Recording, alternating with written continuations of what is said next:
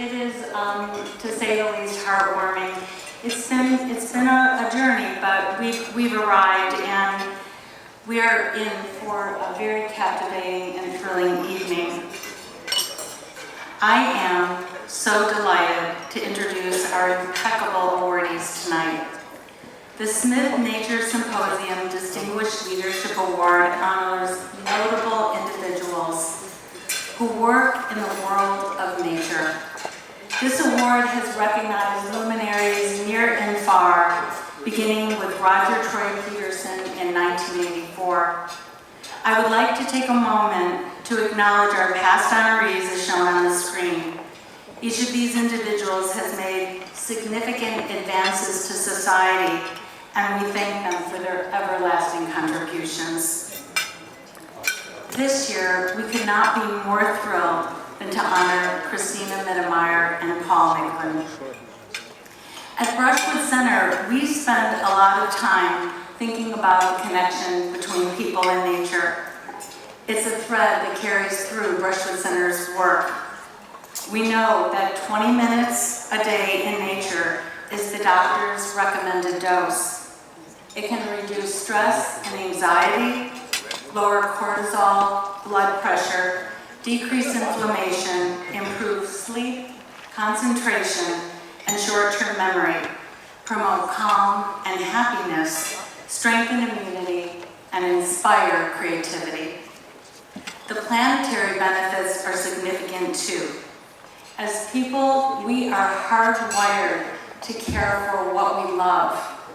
Creating more access to nature, re-envisioning and restoring nearby nature, and addressing historic injustices that have excluded people from nature are all essential to bridging this connection.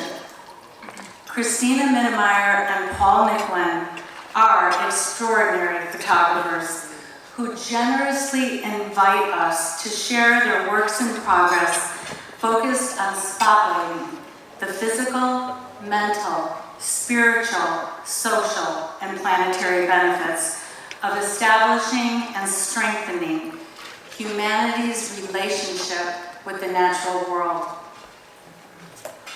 They dedicate their lives to advocate for an equitable world, bring forward climate and environmental solutions, and trust in the promise of our future. Cristina, Mitty, although I call her Mighty, began her career as a marine biologist in her native Mexico and soon discovered the power of imagery in ocean advocacy work. She went on to become an internationally recognized National Geographic photographer, public speaker, and founder of the International League of Conservation Photographers. She is the recipient of numerous awards, including the Smithsonian Conservation Photographer of the Year Award and the Imaging Award for Photographers Who Give Back. She was also named one of the 100 Latinos most committed to climate action.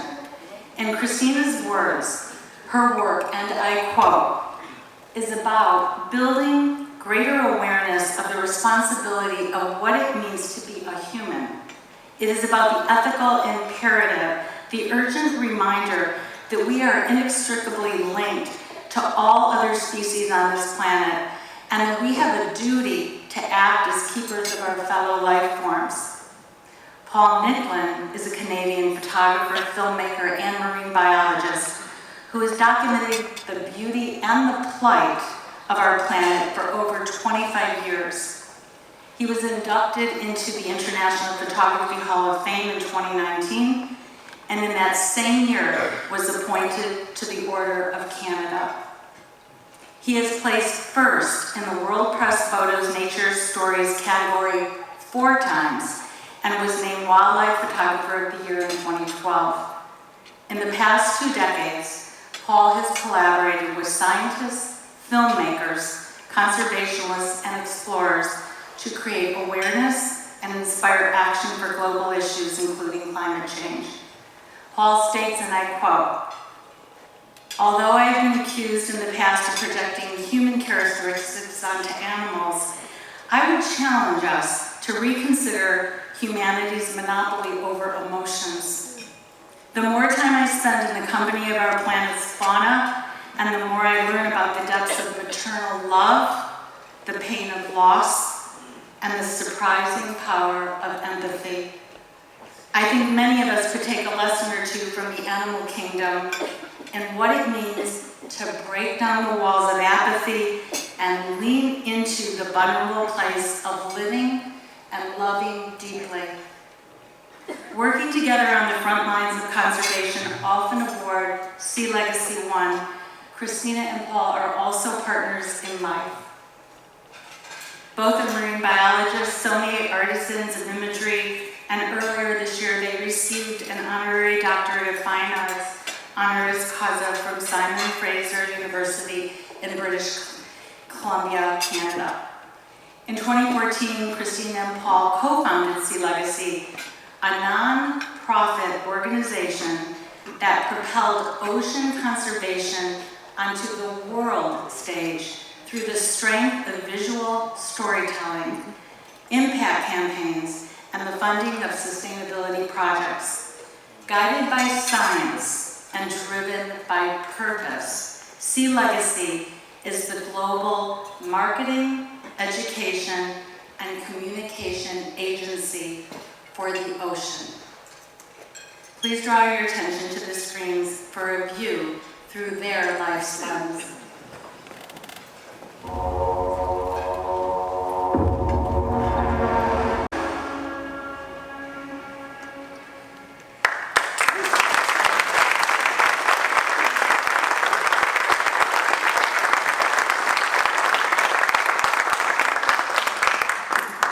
Cristina and Paul, we deeply admired your passion, devotion, and momentous impact on ocean justice and conservation.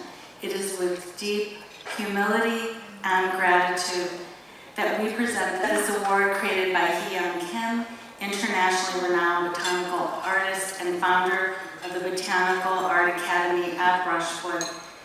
Hee-Young is a talented teacher whose works reside in the collection of the Prince of Wales, among many others. At this time, I warmly welcome Cristina and Paul to the stage.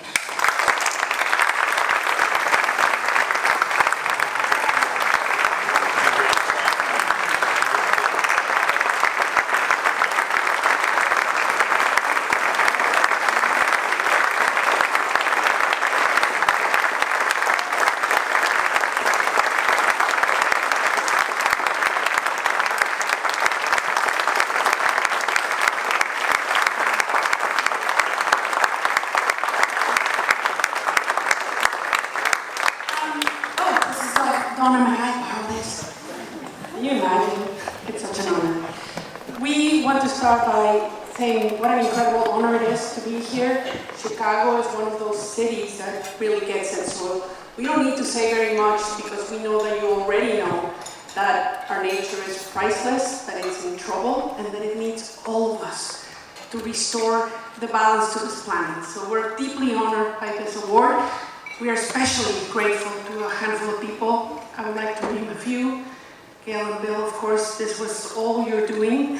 We met you last year and you immediately said, wheels in motion. Thank you so much. We also want to thank the staff at Brushwood.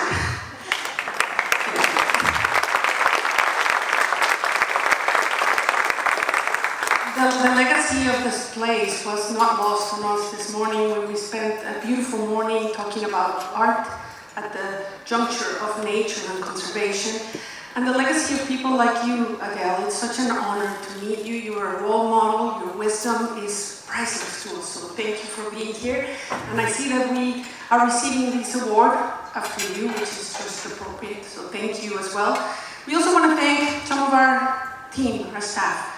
We're very lucky to have here our CEO, Jack Lighton, who is elevating SeaLegacy to a world-class non-profit organization. I encourage you to talk to Jack. He is a wealth of knowledge when it comes to ocean conservation. And we're incredibly lucky to have the chairman of our board. We wanted to have a board of young people who feel the urgency for what's happening to our planet. So we're very grateful to Ryan Kissick and his family foundation for your support and your wisdom. Thank you for coming. And to all of you, thank you for having us.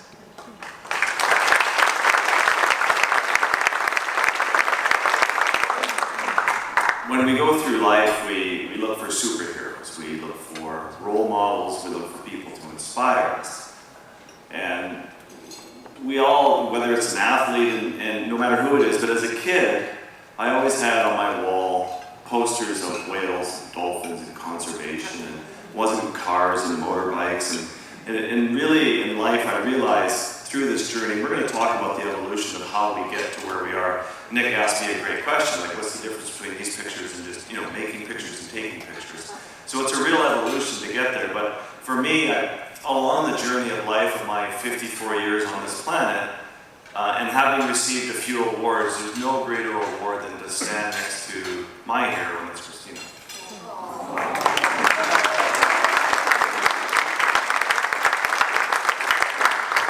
She's also my boss.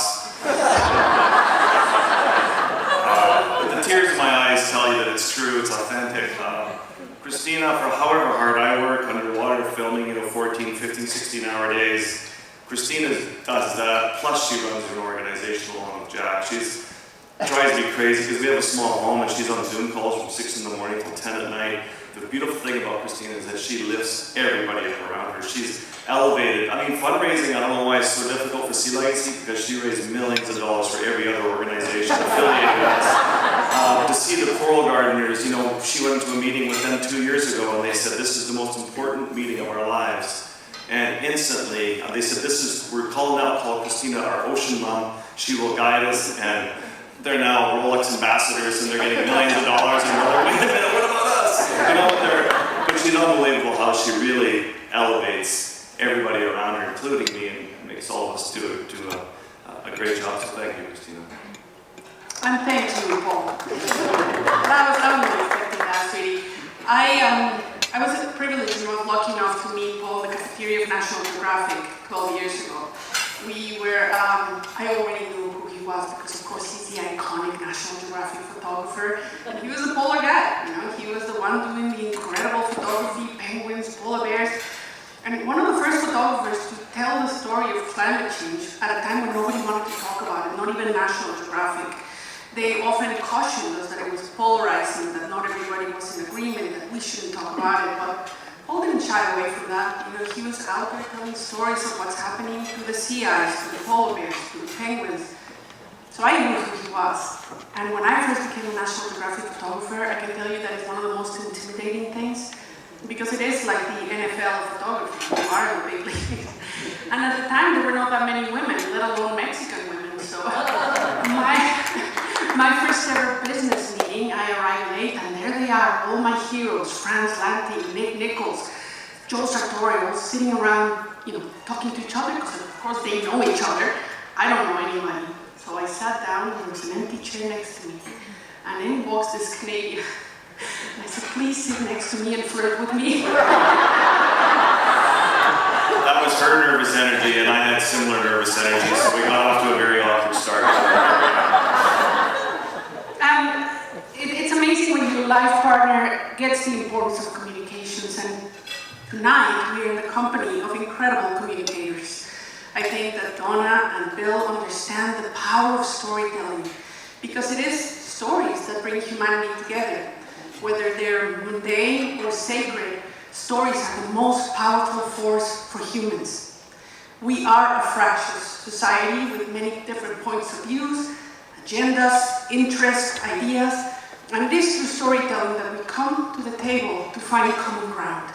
And when it comes to conservation of nature and climate change, boy, do we need to find common ground. So we have found that photography is a great tool. No, you're going to talk about art. I think, that's right, I got this mic seems really great. Thank you. So many people come up to us and they're like, wow, I love your pictures, and I'm like, thanks. And they're like, you're so lucky, you just get to travel the world and take snapshots. And I'm like, that's interesting. I think I'm complimented, but it's kind of insulting because we work so hard to get the images that we get because we care so deeply. We must tell these stories like Cristina was saying. So I think a little more tropical. I was born in Saskatchewan, but immediately when I was a few years old, my family moved to Baffin Island. And if you don't know where Baffin Island is, it's a 3.5-hour flight straight north of Chicago. You move up, you get up there by Greenland, where it's an icy, cold, windswept island. We lived in an Inuit community of 190 people. We were one of 3 non-Inuit families, so to have the drumming of your local First Nations tonight was very powerful, a beautiful way to start the evening, and I was very touched by that. Because I've grown up with that and lived around that all my life. So Today's Remembrance Day in Canada. it's a reconciliation and truth for the First Nations of Canada. The atrocities that were unfolding in the graves that they're digging up. We talk about evolution, and we have gone backwards when it comes to protecting the rights of First Nations, and we must continue to evolve back in the right direction. Thank you.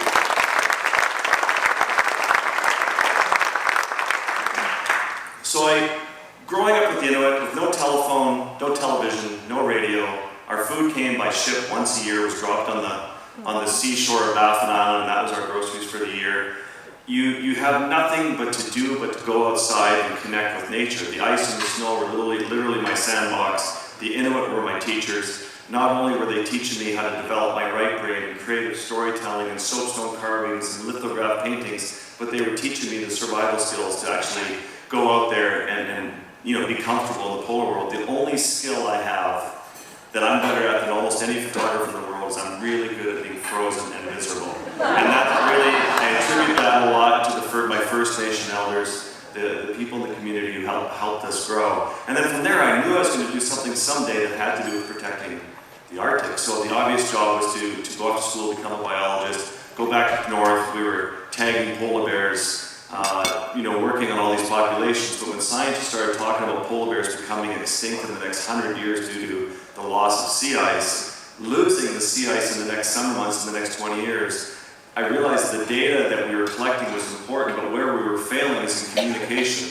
And I thought if we can just bridge the gap between this important scientific work and a global population through the pages of something like National Geographic, now we have the chance to reach 100 million people with every story. But it was very frustrating because we would work on an assignment for 2 years, the story would be there for 1 month, and then be gone forever.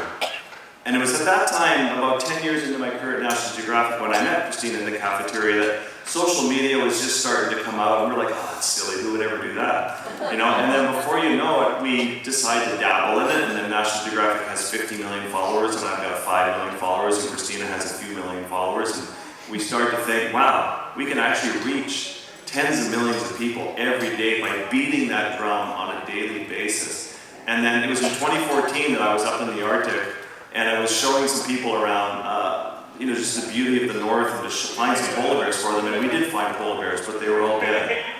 And the polar bears had starved to death due to a lack of sea ice. And it was that moment that I said, Cristina, who is, again, my hero, who's been on the front lines of conservation for 30 years, and leading this group of photographers at the International League of Conservation Photography that you mentioned.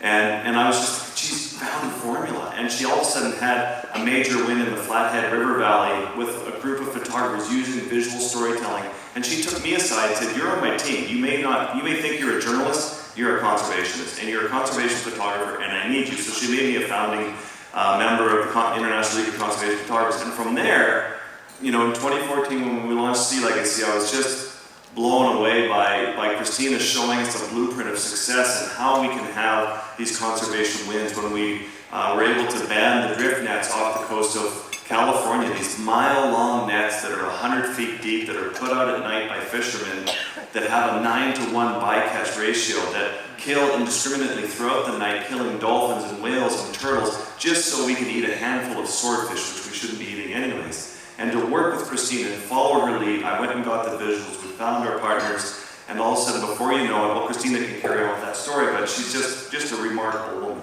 Thank you. To close that story, I had realized that Senator Feinstein and Senator Kamala Harris at the time had introduced a bill to ban these drift nets. But for 30 years, they just hadn't gotten any traction, and it was not in people's minds. So we sent Paul, and he risked his life to get into these nets, and the boats were actually circling back, trying to entangle him in the nets.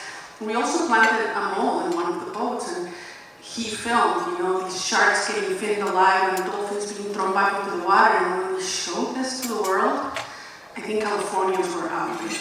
So we gathered in a very short period of time 120,000 signatures. And then I sent a 13-year-old girl to the California legislature to present them. And it was a matter of weeks before Governor Jerry Brown at the time decided to ban bird nests. So it was an incredible win, and it was an eye-opening moment for us.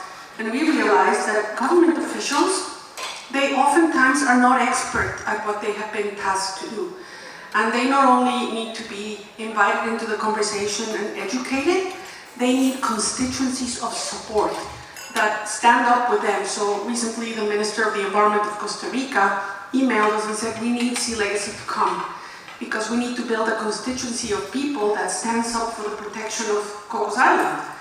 The voices in opposition are the the Costa Rican fishing fleet. They want to continue to create change. And art is such a beautiful way of creating change. We understand that you can follow the model of Sea Shepherd or Greenpeace and yell and protest, and that's one way of doing it. A different way of doing it is to invite people into the conversation in a way that's hopeful and non-threatening. And art is such a wonderful way of saying to somebody, come and take a look. It's our giant planet. It's our little spaceship. We're traveling in together. It's beautiful. Help us protect it.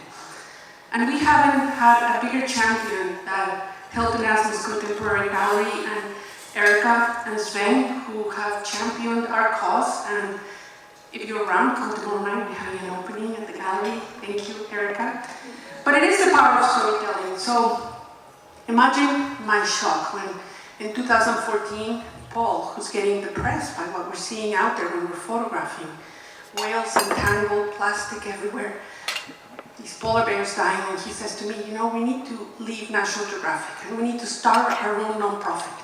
And I'm like, oh God. He knows nothing about running a non-profit. But, at the top of our careers, we left and we started this little organization in our basement, just the two of us. Just on social media, just telling stories every day and reminding people that we live on a beautiful planet, that it's worth protecting. And it was like a scene out of Forrest Gump, when he's running across the country and he looks, and people are following, and we had 1 million followers, and then 2, and then 10. Today we can reach 100 million people with our stories. And these people, they're not our generation, these are our children that are following us. And if your children are like mine, they're aware of what's happening and they're terrified. And they feel powerless and they don't know how to enter the conversation to create change. So through SeaLegacy, we created a community where they get to give us $1, $5, $20. We invest that into solutions in the front lines and we tell them how the story ended, how their little contribution may change. And you can see these children cheering and they want more. And so we find that communications has been ignored in the conservation and environmental movement. I asked Adele last night, do foundations get to change their mandate?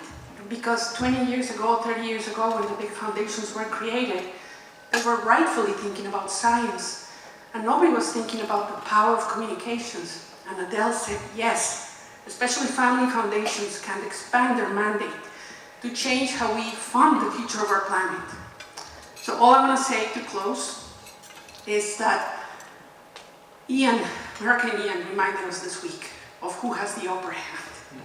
Mother Nature is not going to get out of the way, but the story is not finished and we still have a chance to change it.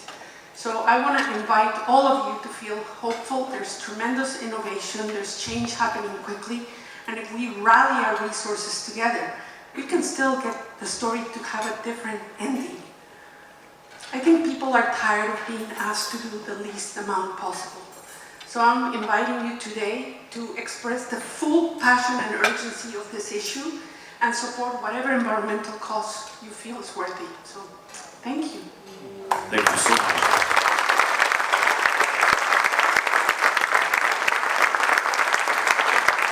Man, your microphone.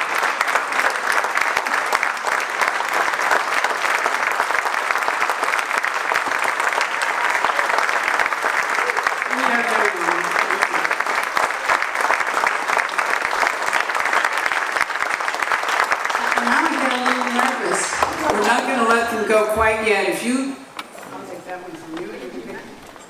If you would please just have a seat. We have a few questions, and let me just say they're not going to be easy because they're from young people. They are not from us.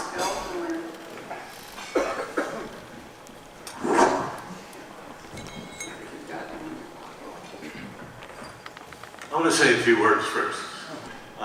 You've been at it 25 years. And Cristina, you've devoted your life to it.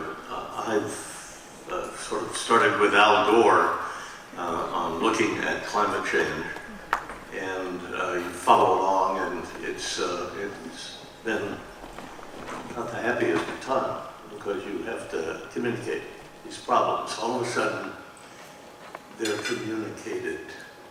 That's the word. They're here. We just had half of Florida wiped out. There will be more, and it will come soon. And the Greenland ice will contribute 7 feet to the ocean. And Antarctica will have glaciers falling in that will do 10 feet. People say, why? Not having really understood up to now. We can't expect them to do that. But the documentaries, your work, all these years are now going to be front and center. If I were to choose, among your many honors, the leading conservationists who will be called upon to do really work and more, I would choose Jane Goodall, Al Gore, certainly, some familiar names, but I would choose Cristina and Paul as the underwater document. Thank you so much. Your work speaks for itself. Thank you. My producer. And this question is from Nalani Hill, this year's Youth Environmental Leadership Award recipient. She says, your work is not easy. What helps you maintain your drive during tough times? That's a wonderful question, Nalani. Congratulations on your acknowledgement. And we've received, some compliments in the past, but none have been as beautifully said as your voice. I've dreamed of your voice and listened to your voice for years, and to have a compliment of that level of silky, suave. All I need are the pictures. Hello. It was very, very beautiful. We're very flattered, very starstruck to be up here with you, and thank you for 25-30 years. You've been on the front lines of this for many more, and it's a real privilege. You're very right, Nani. There are tough times. You do get down out there when you're on the front line. We're like war photographers. We're witnessing. I was just up in Alaska photographing the blob where the water's warmed up and there's thousands of sea otters dying on the beach having seizures. These beautiful animals, and I'm filming and photographing their last voices.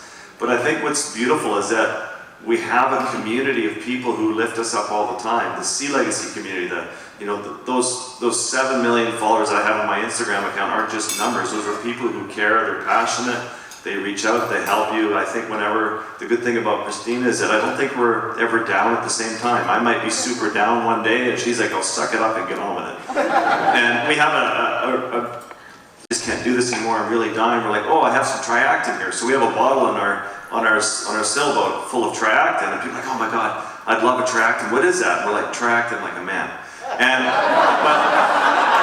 But the truth is, women are generally a lot tougher than men, so it doesn't really work. Triactin like a woman. So yeah, you just got to suck it up, and you got to keep moving, you got to keep charging, and we really lean on the inspiration and sort of the thoughtfulness of people carrying us along the way.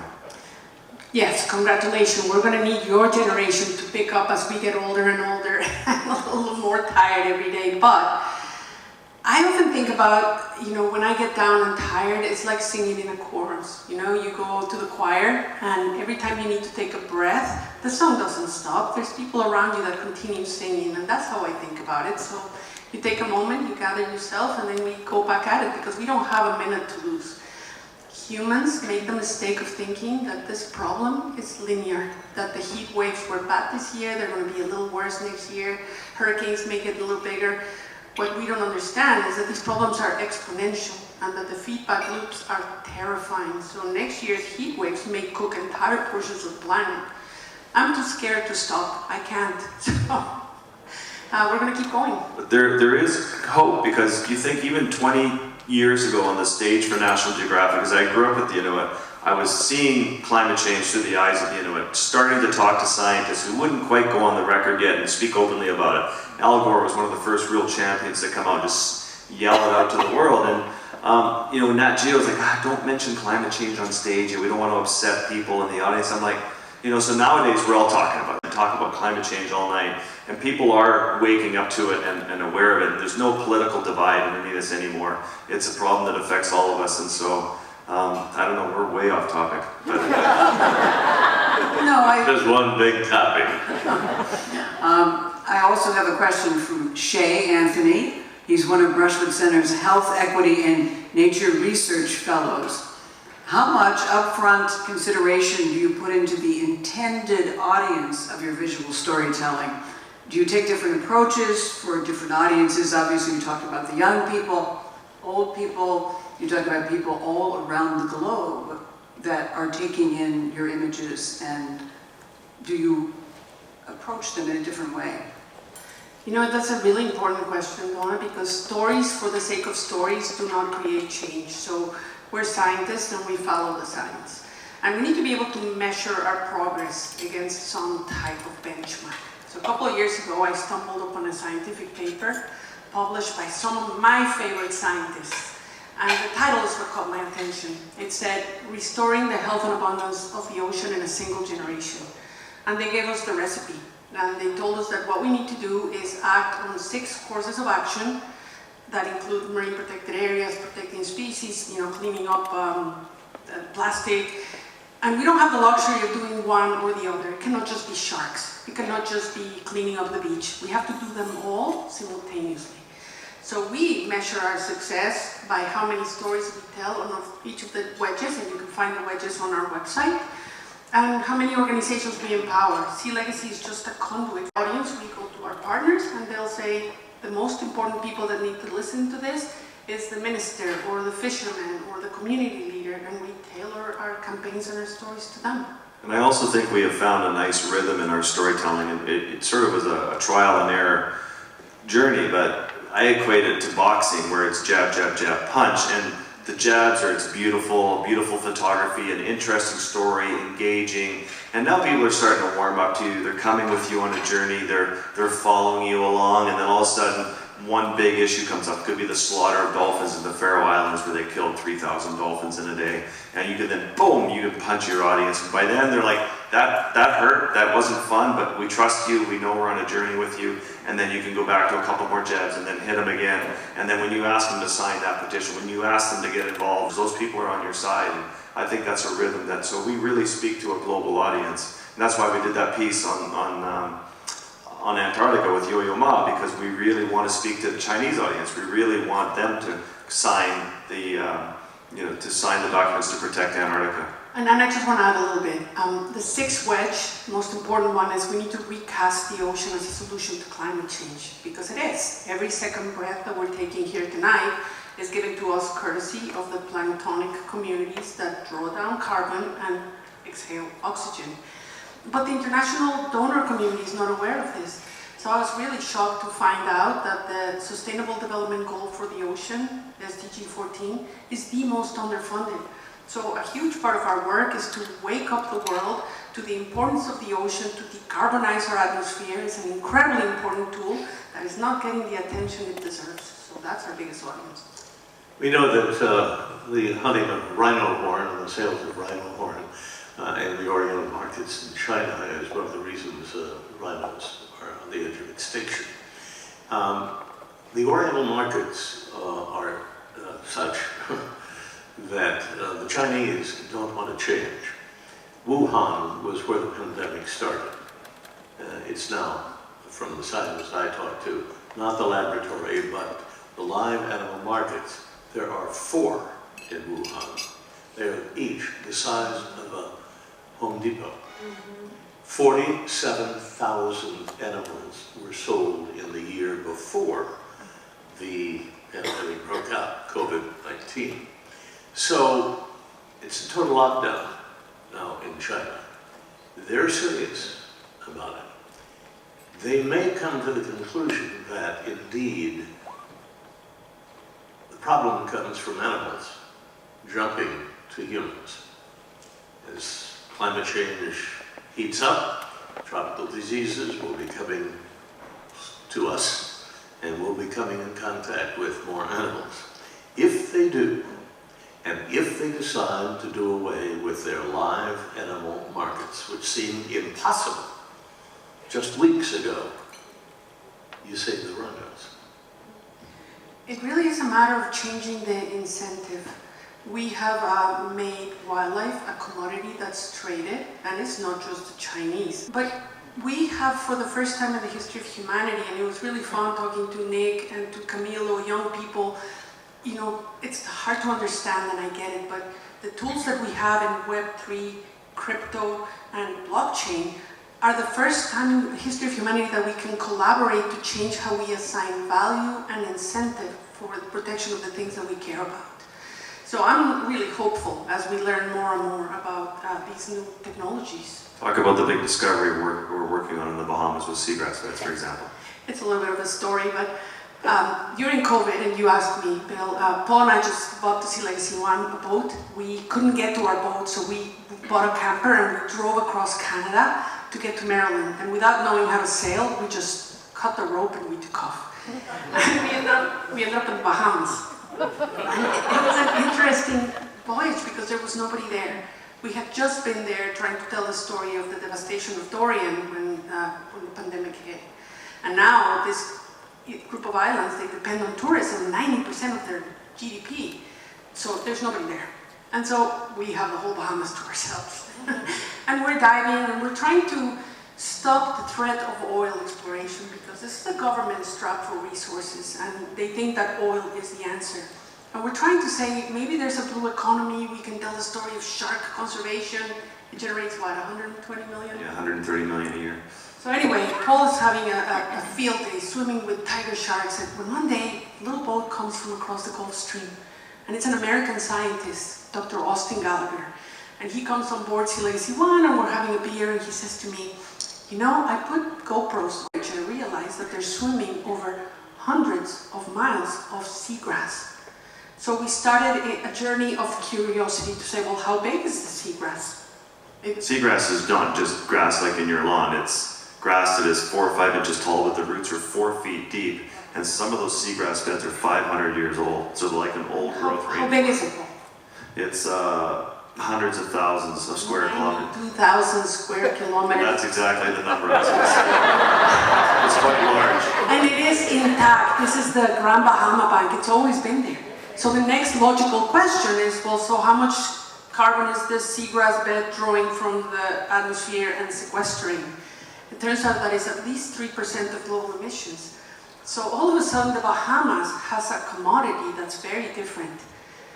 They are issuing protection for the seagrass, and against it they are giving out blue carbon credits. So they're going to be generating about $350 million a year from the protection of their seagrass. And we get to tell the story. And it is so amazing because it's all on the blockchain. It's completely transparent. So it's verifiable, and you know, it was so unexpected. So there's solutions out there already.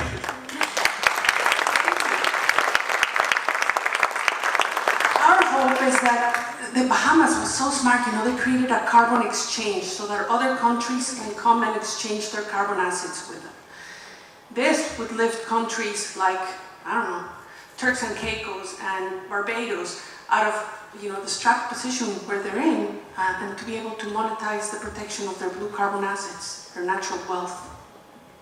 Dalia, the Lily Slug 10, who is a young professional passionate about ocean conservation, who put her question in the form of a big paragraph. I'm good, because it's so good, I'm going to read it. We live in a world where apathy is a state of being, a world where we've become so distant to the destruction we inflict that we're able to ignore it entirely until it threatens our own very existence.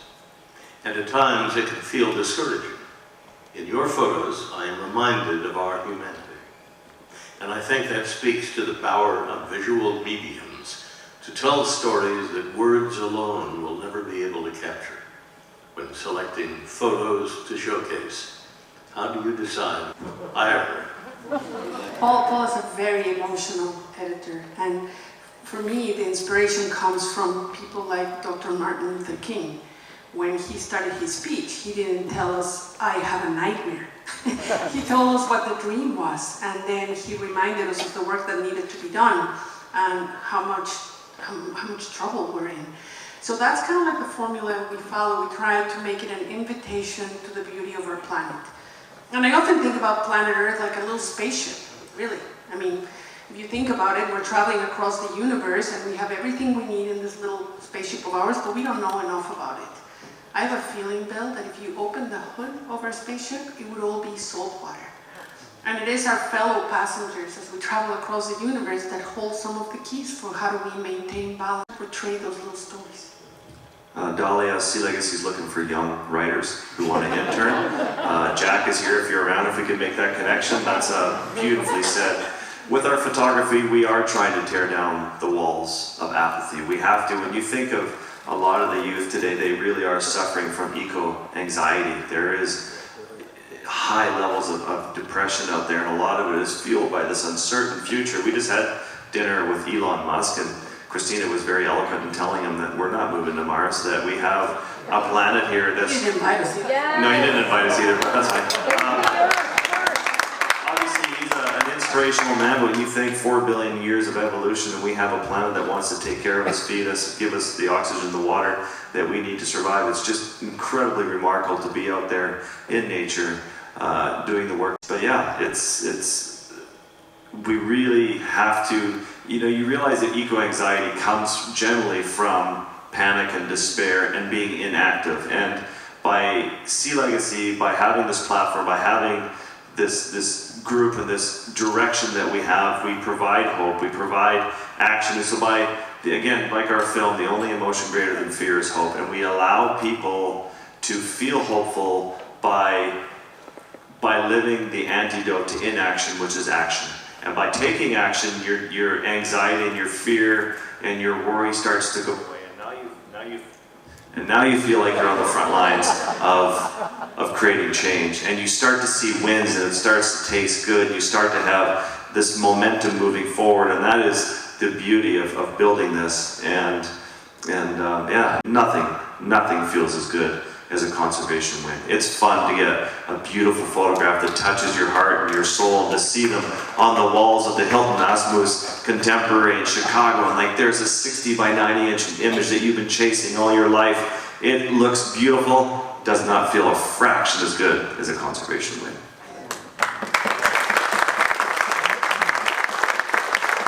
Well, there's nothing worse in this evening than having to bring it to a close. Yeah, I know. But we must. And let me just say that you speak every bit as eloquently and inspirationally as you shoot, and your work is made more whole by hearing from you. It's my job, though, to bring it to a close, which I hate to do. We encourage you to visit your work that's on exhibition, which is on display at Brushwood Center through the end of October. So you have a whole month now. It's October 1st tomorrow, so keep that in mind. I have a couple of housekeeping reminders. If you generously contributed to the paddle raise, who didn't? The checkout is in the hall as you exit. The coat check has also been moved for your convenience near the exit. And before you leave, be sure to enjoy the dessert buffets and coffee on the patio behind me. Lastly, there's a special gift of gratitude. It's a reusable tumbler from Brushwood Center to remind us all to continue to inspire change. And please pick up one as you leave. All we can say is thank you so very much. All of you, good night.